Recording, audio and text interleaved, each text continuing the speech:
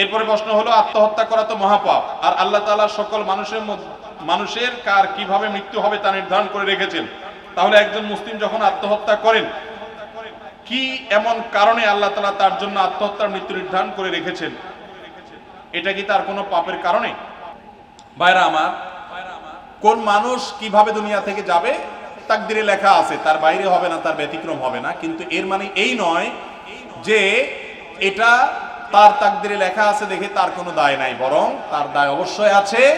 তবে তার দায়টা হলো কি, সে কেন আত্মহত্যা করার জন্য উদ্যোগ নিয়েছে এবং তার যে ক্ষমতা আছে আত্মহত্যা করার জন্য যে পদক্ষেপগুলো নেওয়া সেগুলো সে কেন নিয়েছে, এই জন্য তার শাস্তি হবে। বাকি তার সময় মতো মৃত্যু হয়েছে সেটা ভিন্ন বিষয়। আর তার জীবনে কি ঘটবে আল্লাহ রাব্বুল আলামিন জানেন, সেটা আল্লাহ তাআলা নির্ধারণ করে রেখেছেন। বিধায় তাকদীরকে দোষারোপ দেওয়া চলবে না, দোষারোপ করতে হবে নিজের কর্মকে, যে কেন সে ডিপ্রেশনের কারণে, পেরেশানির কারণে আত্মহত্যার পথ বেছে নিয়েছে, এজন্য তাকে শাস্তি ভোগ করতে হবে। কিন্তু তার মৃত্যু হলো কি হলো না সেটা সম্পূর্ণ আরেক বিষয়।